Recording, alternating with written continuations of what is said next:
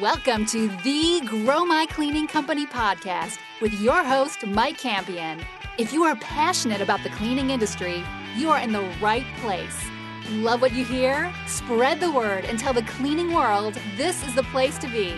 Want more? Check out www.growmycleaningcompany.com for free online video trainings, free ebook downloads, free blog posts, and of course, all the podcast episodes. Everything you need to grow your cleaning company is at www.growmycleaningcompany.com. And now, on with the show. Hello, Cleaning Nation. So good to be with you once again. Welcome to the place that you will get everything you need to have the cleaning company that you have always wanted. If you want to be a guest on the show, if you've got questions for me personally, or you want to hire me to speak at your next event, you can do all of those with our producer, Natalie. You can get her at nat@growmycleaningcompany.com, or of course, you can just give us a call with any kind of question or feedback you've got at 480-648-5149. Do it now. We love hearing from you. That said, today we are chatting with Mark Parasi from Two Maids and a Mop in Dallas. Mark has been serving the Dallas, Texas area with residential cleaning services just for about a year and a half. If you want to reach out to Mark and his team, you get a hold of them at www.twomaidsdallas.com. Mark, welcome to the show. Thank you. Glad to be here. Glad to have you, my friend. I just want to give Clean Nation a little bit of a heads up how I believe I met Mark. We had an interview with the owner of Two Maids and a Mop who just crushed it, and I loved it. And I really liked what his company was doing and said, man, if you ever want to get any of your franchisees on the show, we're going to put you to the front of the list. I think he got us a list of franchisees that he thought would represent Two Maids awesome, got it to our producer. Natalie reached out, and that's how we got you, Mark, or that's how I think we got you. Did I miss anything? No, I think that's pretty accurate. All right. Well, before we start yapping about business, tell us about you, my friend. How'd you end up in Texas? How'd you up into the cleaning business? Give us a little bit of background on your story.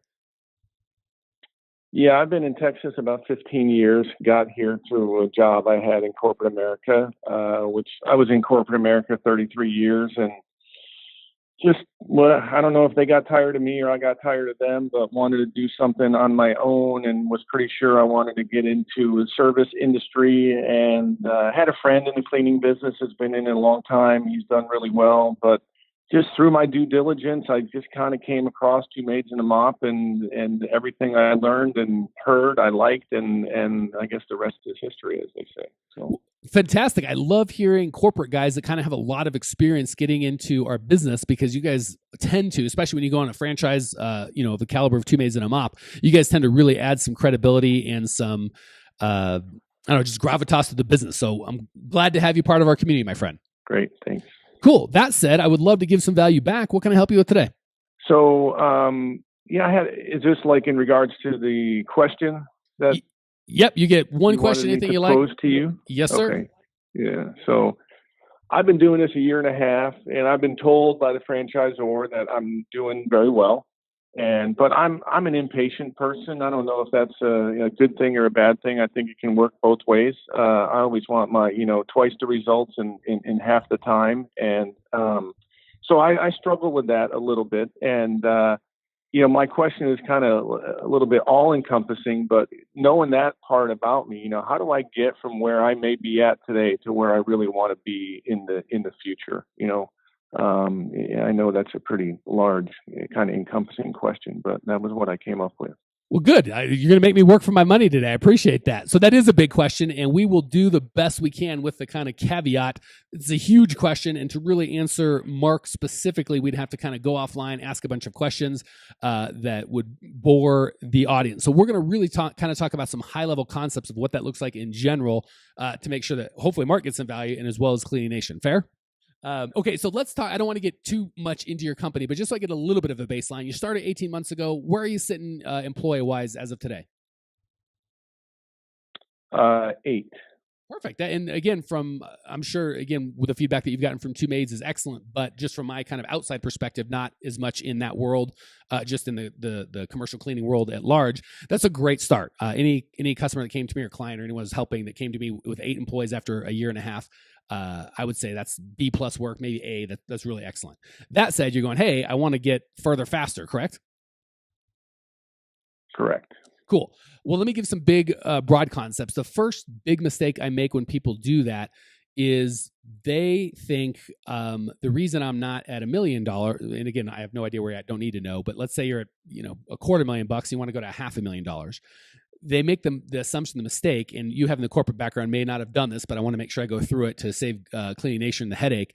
They make the mistake of thinking, well, all I lack is $20,000 a month of new customers, and then I'll be a $500,000 business.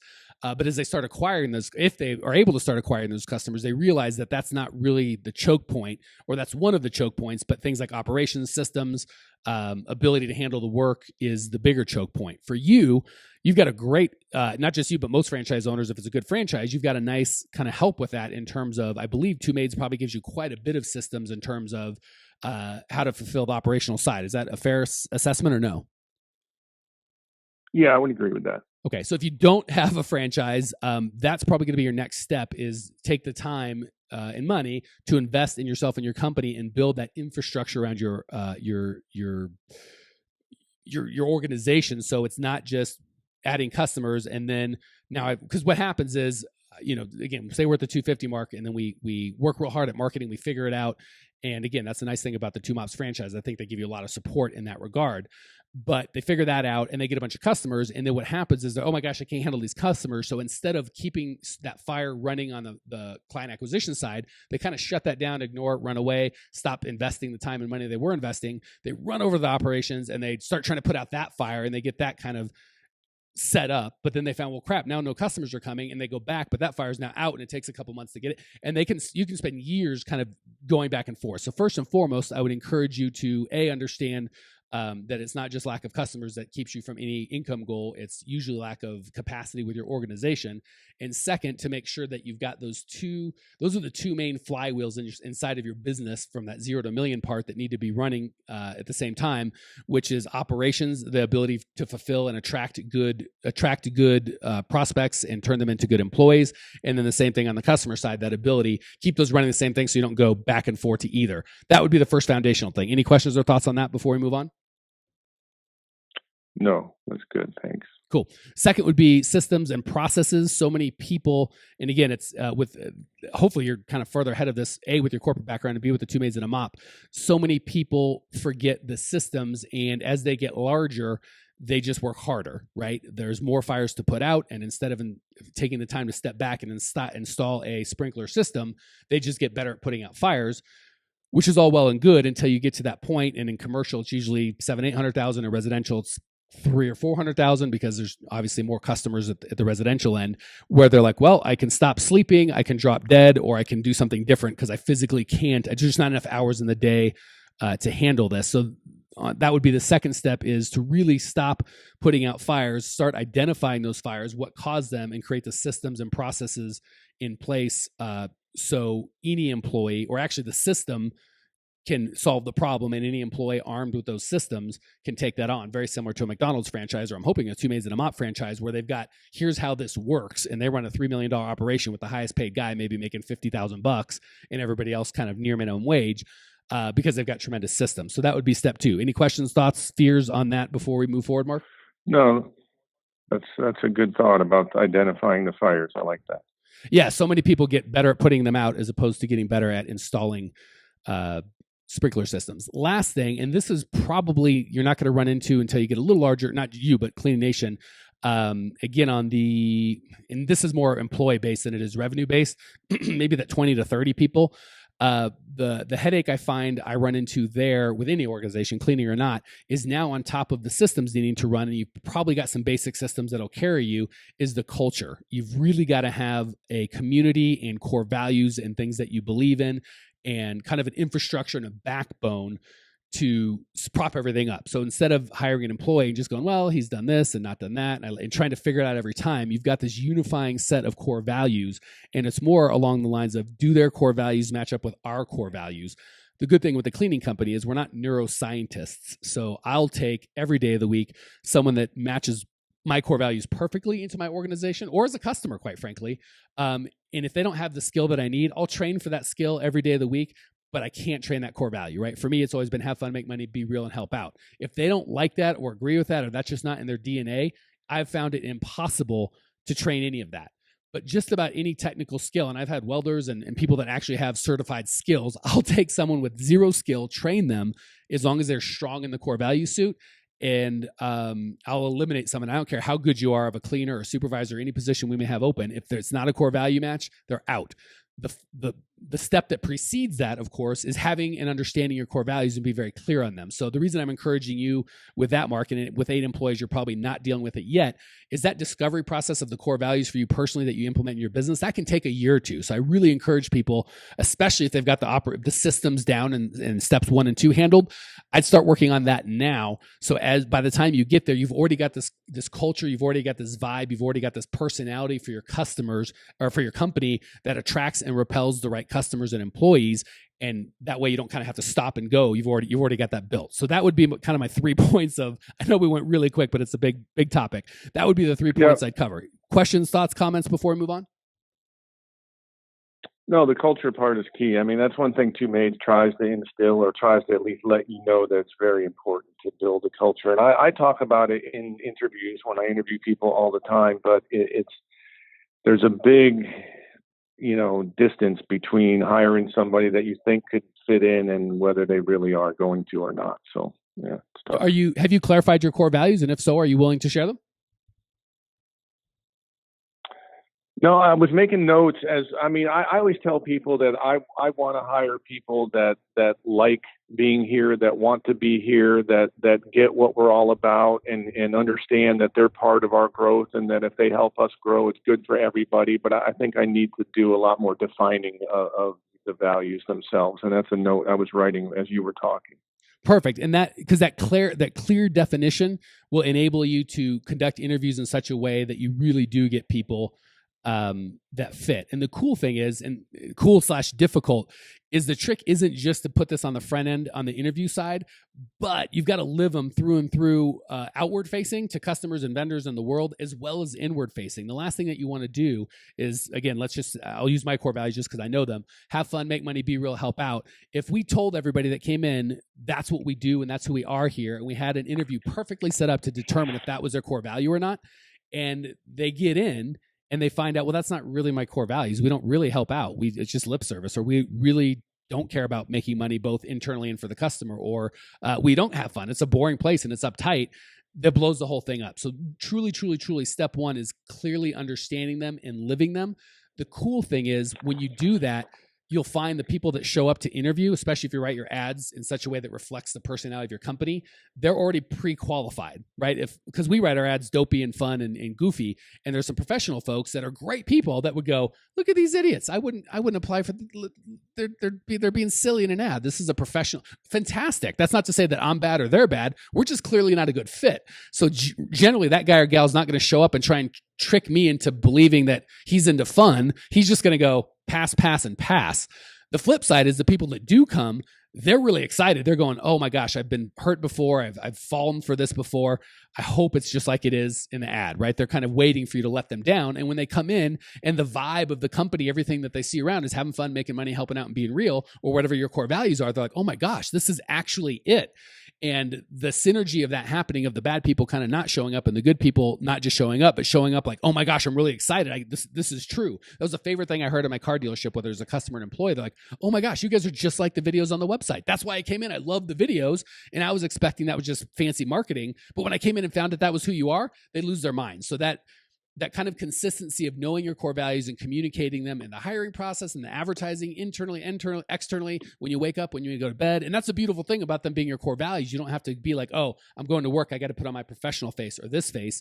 They're your core values. You can just say, I'm going to be a larger version of myself.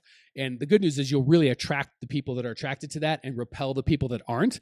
And the 1 in 10 that sneak through the hiring process and aren't a fit, rarely do you have to hire them. They just kind of wander off into the night because they get it. They're like, oh, I thought they were just giving lip service, but this is really who it is, and I don't like it here. So it's kind of a magic genie box when you get it working, of attracting the right people and repelling the wrong people, both before they get hired and after. So rant over. Any questions or thoughts before they hit the lightning round, my friend?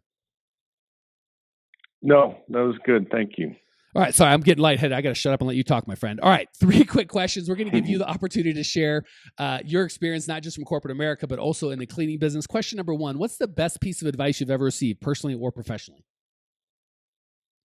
Yeah, I forget when I received it, and it wasn't all that long ago, maybe in the last 15 years or something, but I don't know why it just resonated with me. But someone said, just don't ever take yourself too seriously.